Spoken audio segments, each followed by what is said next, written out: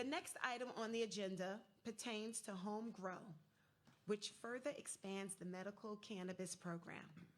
The MRTA permits home cultivation of medical cannabis for patients in the medical cannabis program and imposed a 6-month deadline for the board to issue regulations outlining this process.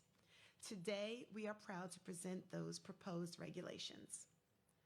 The home cultivation of medical cannabis will provide certified patients with a cost-effective means of obtaining cannabis through personal cultivation, while creating a set of standards governing the conduct and activities relating to the personal cultivation of cannabis in line with the MRTA. A few key provisions to share about the regulations are on the slide before you, including certified patients must be 21 years of age and older to home grow cannabis with a limit of 6 plants per patient, comprised of 3 mature and 3 immature plants. And please note, no household may cultivate more than 12 plants total, irrespective of the number of patients or individuals living therein. Designated caregivers caring for patients under 21 years of age or whose physical or cognitive impairments prevent them from cultivating cannabis may cultivate on behalf of the certified patient. And in line with the restrictions for individuals who grow their own cannabis, designated caregivers can cultivate no more than 6 cannabis plants for any patient. However, caregivers cultivating for multiple patients may cultivate 1 additional cannabis plant for each subsequent patient. The proposed regulations impose a duty on patients to take reasonable measures to ensure that cannabis plants and any cannabis cultivated from such plants is not readily accessible to anyone under the age of 21. That means safe and responsible storage of the cannabis grown, as well as a responsibility to make sure the cultivation is performed out of reach and out of sight of youth. The proposed regulations are also necessary to set parameters regarding the processing of cannabis cultivated by certified patients and designated caregivers by prohibiting the use of any liquid or gas other than alcohol that has a flash point below 100 degrees Fahrenheit. It's important to note that home cultivation for personal use for those not in the medical program is not permitted at this time. At this time, I want to make sure you are aware of the regulatory process in New York State. Assuming the board passes the proposed resolution to release the regulations, these regulations will then be published on the Department of State's Register, and a link will be made available on the OCM site. Once published, the regulations will be available for a 60-day public comment period.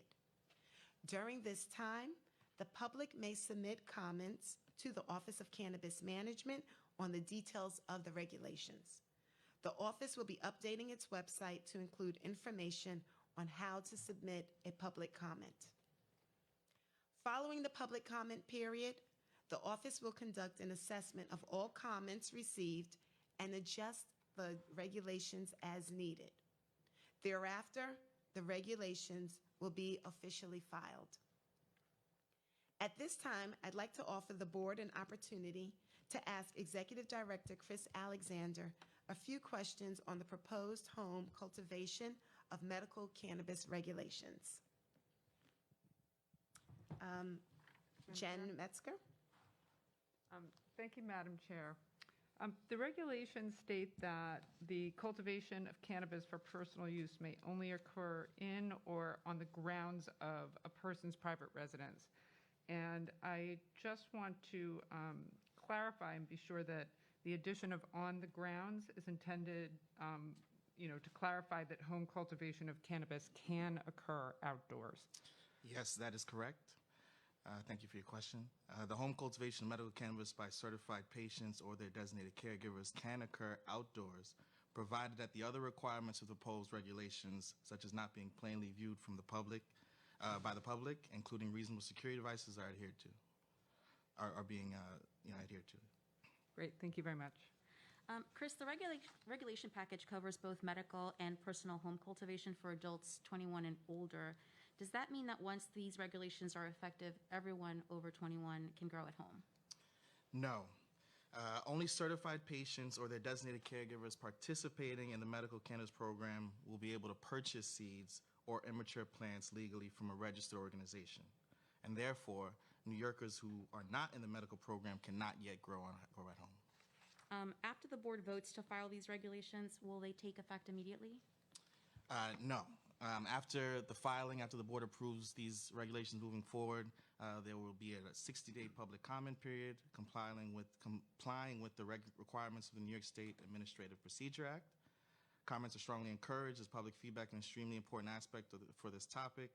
The office will then create a mechanism to submit public comments on the website, but please be on the lookout for that communication.